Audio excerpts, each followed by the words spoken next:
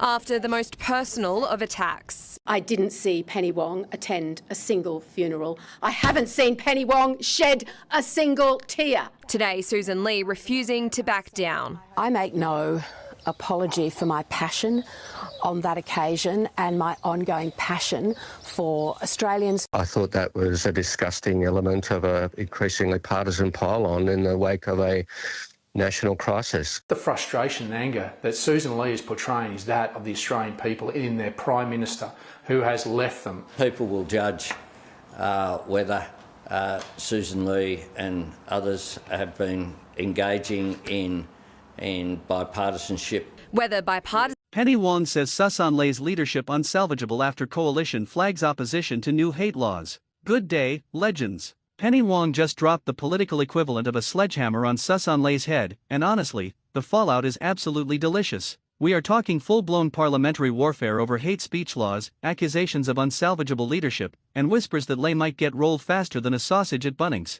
Buckle up, because this is getting spicy. Quick favor, if you are loving this, hit that subscribe button and smash the notification bell to keep getting the latest updates on Australian politics. Cheers if you did. Now back to the show. So here is the tea. Labor has introduced new hate speech laws designed to combat anti-Semitism and other forms of bigotry, right? Noble cause, important issue, all that good stuff. But Susan Lei and the coalition have come out swinging against it, refusing to back the legislation. And Penny Wong, our foreign minister and absolute queen of the political clapback, has basically said Lei's leadership is now unsalvageable. That is not political spin, that is a direct quote. Unsalvageable. Ouch. Now, let me paint you a picture. Imagine you are at a barbecue, and someone brings potato salad with raisins in it. Everyone is horrified, right? That is essentially what is happening here, except the potato salad is hate speech legislation. The raisins are the coalition's objective. Citizenship will extend to tougher national gun laws is still in question. The Australian people's view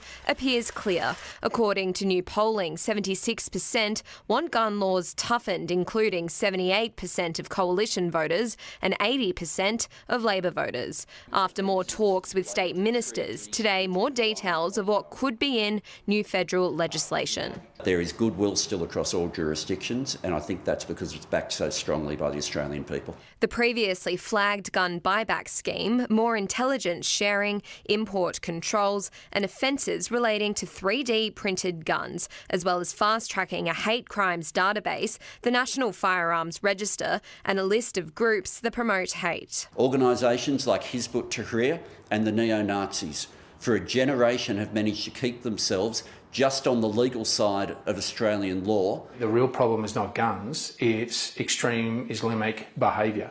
After the New South Wales Nationals branch voted against gun reform, David Littleproud told 9 News he would wait to see the full detail of the federal government's proposals before deciding whether to extend the hand of bipartisanship. Emily And Penny Wong is the person loudly telling everyone that whoever made this monstrosity has no business being in charge of the food. The metaphor works, trust me. But wait, there is more. This is not just about hate speech laws. This whole debacle ties back to the Bondi terror attack, which sent shockwaves through the nation. Labor argues that the coalition's response, or lack thereof, to combating the rising tide of anti-Semitism and hate speech in the wake of that tragedy is not just inadequate, it is politically toxic. And they are weaponizing it. Hard. Jim Chalmers, our treasurer and guy who somehow makes economics sound less boring than it should be, joined Wong in absolutely roasting Lei's stance. These are not backbenchers throwing shade, these are senior cabinet ministers coordinating a full-scale offensive. It is like watching a tag team wrestling match, except instead of body slams, we have press conferences and parliamentary speeches. And honestly, it is just as entertaining. Now here is where it gets juicy. There are whispers, rumors, the kind of political gossip that makes Canberra journalists rub their hands together with glee. Word on the street is that Lei might face a leadership challenge within her own party over this. Yes, you heard that right. The coalition might roll their own leader because she has taken a position that is proving to be, shall we say, electorally inconvenient. Think about it. The optics are terrible. Labor is positioning themselves as the party standing up against hate and bigotry, while the coalition looks like they are blocking laws designed to protect vulnerable communities. It does not take a political genius to figure out which side of that equation plays better with voters. And coalition MPs know it. They can smell the electoral danger like sharks smell blood in the water. But let us dig into the actual legislation for a second, because context matters. Labor's proposed hate speech laws are aimed at strengthening protections against anti-Semitism, which has seen a horrifying rise in Australia recently. We are talking about real incidents, real people being targeted, real harm being done. The laws would give authorities more tools to prosecute hate speech and crack down on the kind of vile behavior that has no place in a civilized society. So why is the coalition opposing it? Well, they claim it is about free speech. They argue the laws are too broad, could stifle legitimate debate, and might be weaponized against people expressing controversial but lawful opinions.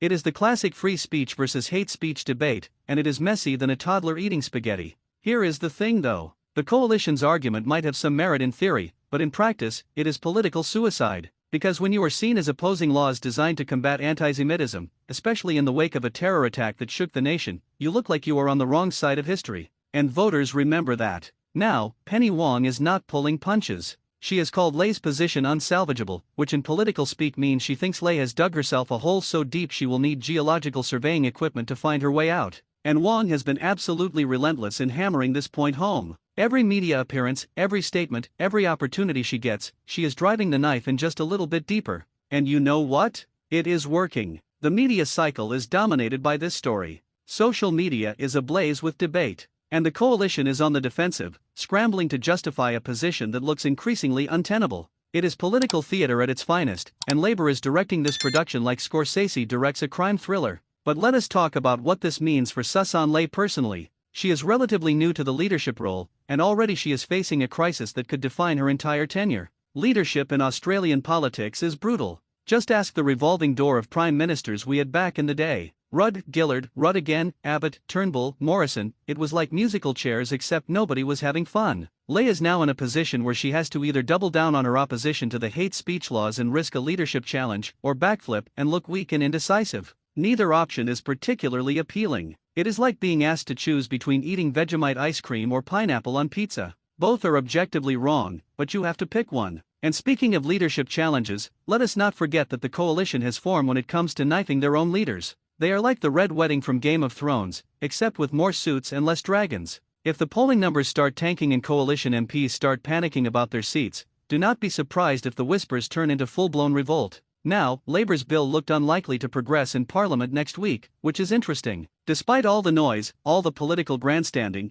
the actual legislation might not even get through. But here is the genius of Labour's strategy. They do not necessarily need the laws to pass to win this fight. They just need the coalition to oppose them. Because the narrative is more valuable than the legislation itself. Think about it. Labour gets to campaign on being the party that tried to protect vulnerable communities while the coalition blocked them. That is political gold, especially heading into an election cycle. It is four-dimensional chess, and Penny Wong is playing it like a grandmaster. Meanwhile, the Australian public is watching this unfold with a mixture of interest, frustration, and exhaustion. Because let us be honest, while politicians are busy point-scoring and playing tactical games, real people are dealing with real hate and real fear. The rise in anti-Semitism is not a political football, it is a genuine crisis that demands genuine solutions. But this is Australian politics, where principled stands often take a back seat to electoral calculus and where leadership is less about vision and more about survival. It is messy, it is complicated, and it is endlessly fascinating. So where does this leave us? Penny Wong has declared Sussan Ley's leadership unsalvageable. Labour is weaponizing the hate speech debate for maximum political damage. The coalition is stuck between a rock and a hard place, defending a position that looks increasingly toxic. And somewhere in Canberra, political strategists are furiously calculating poll numbers and planning their next moves. One thing is certain, this fight is far from over. Whether the legislation passes or not, the political fallout will reverberate for months. Sussan Ley's leadership hangs in the balance, Penny Wong is sharpening her knives, and Australian politics continues to be the wildest show in town. Thanks for watching, legends. Stay informed, stay